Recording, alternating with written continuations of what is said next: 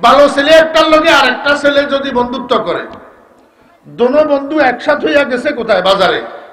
কোথায় গেছে? বাজারে। মাগরিবের নামাজের আজান হইতেছে, তো এক বন্ধু আরেক বন্ধুরে হাত ধরে কয়, বন্ধু চল। কয় কোথায়? কয় যে আজান হইতেছে, মসজিদ থেকে নামাজটা পড়িয়ে আসি। নামাজটা পড়িয়ে আসি। এতেও বন্ধু, এতেও কি বন্ধু। আরেকটা বলার সাথে আরেকটা বলায় বন্ধুত্ব করছে। দোনো বন্ধু বিকেল বেলায় বাজারে গেছে, তো এক বন্ধু আরেক বন্ধুর হাত ধরি ওই সিবা গল্লির ভিতরে হোমিওপ্যাথিক দোকান একটা আছে, সেইদিকে টান। কয় কিরে বন্ধু, কই লই জ্বরে? কয় আয় তোরে আজকে এক জায়গাত লই যাব। এই কথা কই ওই হোমিওপ্যাথিক নামের দোকান একটার মধ্যে লই গেছে, নাম দিয়ে রাখছে হোমিওপ্যাথিক চিকিৎসালয়, কিন্তু আসলে হোমিওপ্যাথিক ন, এটা হলো সদ্য সাইনবোর্ড। এই হোমিওপ্যাথিকের আড়ালে দোকানে ডাইল বেছে। ডাইল কি বেছে? ডাইল। তো হোলাইয়া ইয়ারে হাত ধরেই লই গেছে ওই শিবাগল্লির ভিতরে, অন্ধকারের ভিতর। কয় বন্ধু আয়। কই? তোরা আজকে এক জায়গায় লই যাবো। তো কয় আচ্ছা বন্ধুর লগে বন্ধু যার গেছে যাই হেঁটে গেলাসির তো অল্প কদূর এমনি করি লই, নিজেও খাইছে আর কদূর এতের দিছে খাইবে। কয় খা। কয় বন্ধু এখন কি কয় খাইলে ভালো লাগবো, খা। হ্যাঁ, তো বন্ধুর হাল্লায় হরি নিজেও কদূরা খাইছে।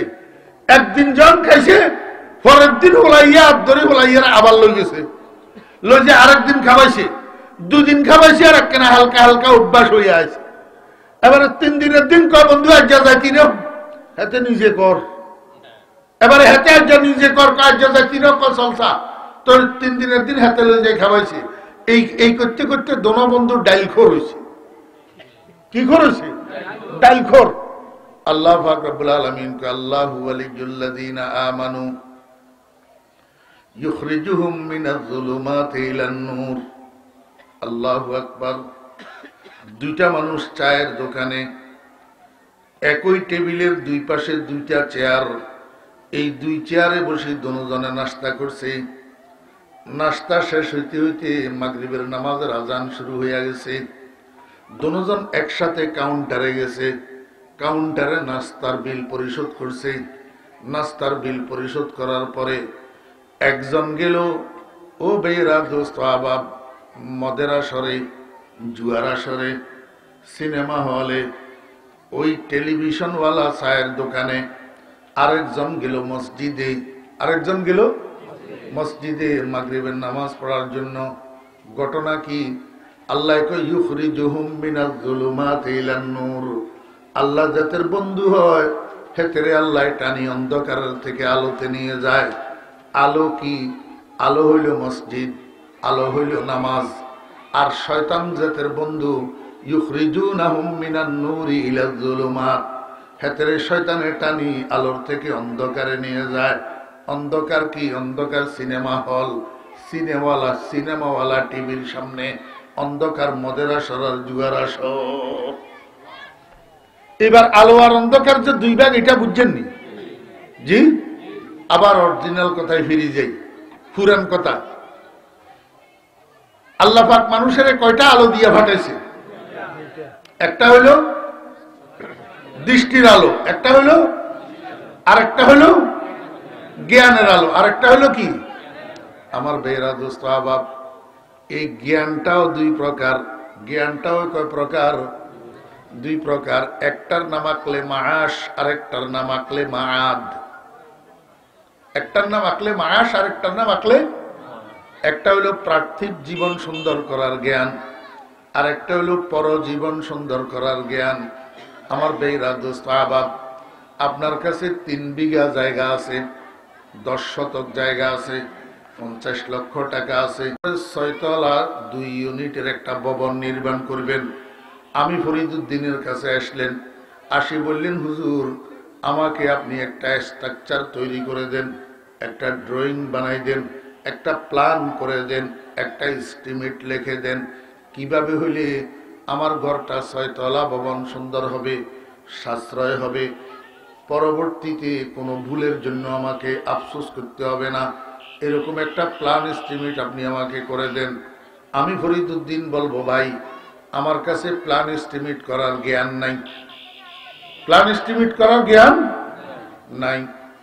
ঠিক তেমনি ভাবে আমার মসজিদে একদম মিম্বরের সোজা সোজা বসি প্রতি শুক্রবারে একজন ইঞ্জিনিয়ার সাহেব জুমার নামাজ আদায় করে।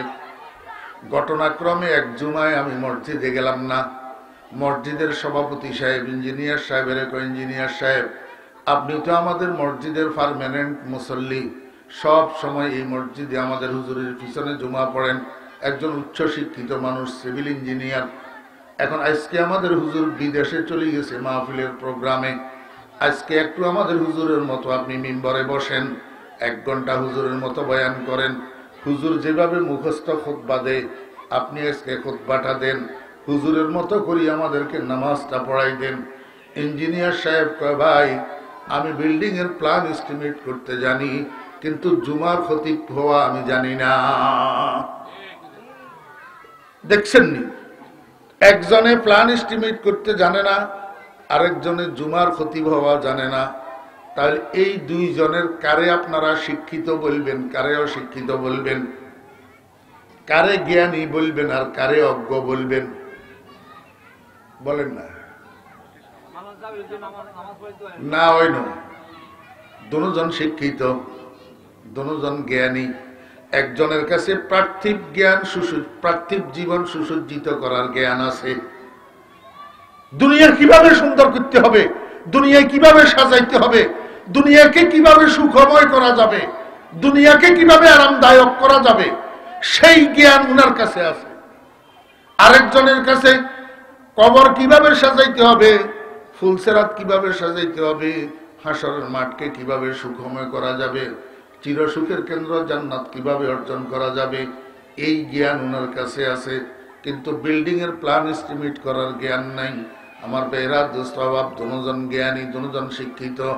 একজন পার্থিব জীবনের জ্ঞানে জ্ঞানী, আরেকজন পরজীবনের জ্ঞানে জ্ঞানী। ঠিক না বেঠিক?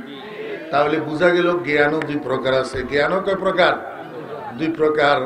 ও বেহরা দুস্বভাব, একজনে জানাজার নামাজের দোয়াটা শুদ্ধ করে মুখস্থ জানে, দোয়ায় কুনুতটা শুদ্ধ করে মুখস্থ জানে, নামাজের ভিতরে বাইরে কয় ফরজ এটা মুখস্থ জানে, ওজুর মধ্যে ফরজ কয়টা মুখস্থ জানে, গোসলের মধ্যে ফরজ কয়টা মুখস্থ জানে। আরেকজনে ইঞ্জিনিয়ারিং জানে, কিন্তু গোসলের ফরজ কয়টা সেটা জানে না। বাপের জানাজা পড়ার জন্য দাঁড়াইছে যে মুখের তালা লাগাই দাঁড়াই থাকে, জানাজার নামাজের দোয়াটা মুখস্থ জানে না। জ্ঞান দুজনের কাছে আছে, দুজনের কাছে কি আছে? তবে একটা এই জাহানের জ্ঞান আর একটা এই জাহানের জ্ঞান, একটা নিজের দুনিয়ার রুমকে সাজানোর জ্ঞান আর একটা কবরকে সাজানোর জ্ঞান।